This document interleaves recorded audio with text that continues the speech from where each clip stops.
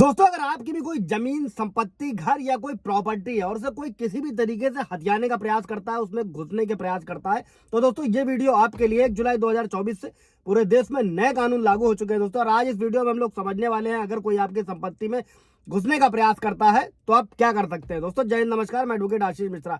Like कर दीजिएगा, share कर दीजिएगा, सब्सक्राइब कर दीजिएगा ताकि ये इन्फॉर्मेशन और लोगों को मिल सके। दोस्तों, किसी की भी संपत्ति या घर में चोरी के इरादे से उसमें घुसना, किसी की संपत्ति में बिना अनुमति के वहां घुसना, तोड़फोड़ करना या फिर किसी तरीके का नुकसान पहुंचाना, किसी को धमकाने या फिर टॉर्चर करने के इरादे से जबरन घुसना किसी के घर में, मकान में, जमीन में, संपत्ति में दोस्तों, और किसी व्यक्ति पर फिजिकल अटैक करना या किसी तरीके की हिंसा करने के पर्पज से किसी के घर में घुसना, कोई अगर पूजा स्थल है वहां पर अवैध रूप से प्रवेश करना और वहां पर किसी तरीके की अशांति फैलाना या फिर धार्मिक भावनाओं को ठेस पहुंचाना दोस्तों, और या फिर किसी की अन्य संपत्ति पर अवैध कब्जा जमाने या उसके अधिकार को समाप्त करने के उद्देश्य से घुसपैठ करना दोस्तों, या फिर किसी की रेसिडेंशियल बिल्डिंग है दोस्तों, उसमें बिना अनुमति के प्रवेश करना, वहां रहने वाले को डराना या मानसिक उत्पीड़न करना दोस्तों।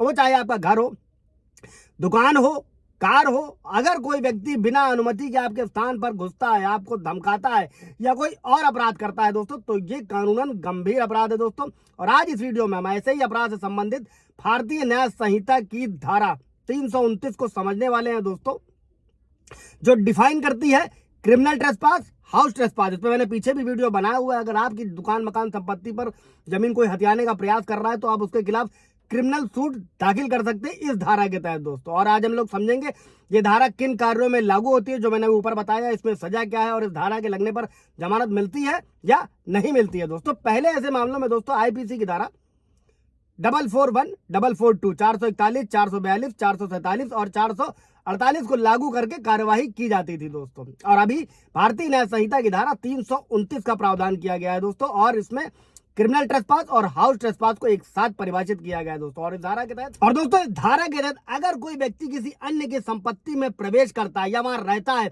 और ऐसा करने के पीछे उस व्यक्ति का उद्देश्य अगर संपत्ति के मालिक को धमकाना, अपमानित करना या किसी और अपराध को करने का होता है दोस्तों, तो ऐसे में 329 को लागू किया जा सकता है दोस्तों।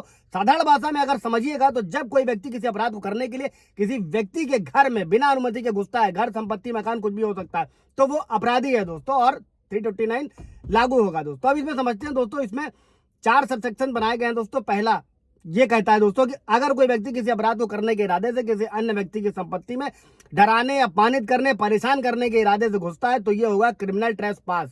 इसी के साथ में सबसेक्शन 2 कहता है हाउस ट्रेसपास दोस्तों। और इसमें क्या है, अगर कोई व्यक्ति आपराधिक इरादे से किसी घर, पूजा स्थल, संपत्ति की सुरक्षा कोई भी हो सकती है, अगर उसके शरीर का सिर्फ और एक हिस्सा, हाथ या पैर भी वहां पर प्रवेश कर जाए तो इसे हाउस ट्रेसपास माना जाएगा और ये क्राइम है।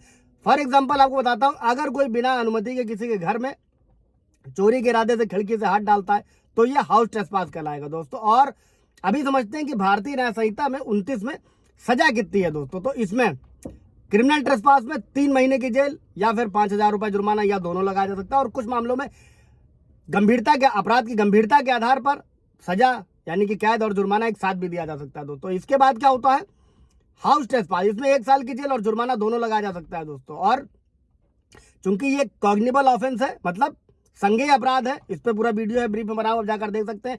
पुलिस बिना किसी जुडिशियल ऑर्डर के एक्यूज पर्सन, मतलब जिस पर ब्लेम लगाया गया, अगर कोई आपकी संपत्ति में घुसा है और अगर आप उस पर इस धारा के तहत मुकदमा दर्ज कराते हैं तो पुलिस बिना वारंट के, बिना मजिस्ट्रेट के आज्ञा के भी उसको गिरफ्तार कर सकती है, क्योंकि ये कॉग्निबल ऑफेंस है। और इसके साथ ही लेकिन चूंकि ये 329 को जमानती भी बनाया गया दोस्तों, ये बेलेबल ऑफेंस है। अगर किसी व्यक्ति पर इन अपराधों के तहत आरोप लगते हैं, उसके खिलाफ मामला दर्ज होता है, तो उसे गिरफ्तारी के बाद जमानत यानी कि बेल मिलने का अधिकार है, और ये जमानत कोर्ट से आसानी से मिल जाती है दोस्तों। इससे रिलेटेड कोई सवाल जवाब होगा आप लोगों का तो पूछ लीजिएगा।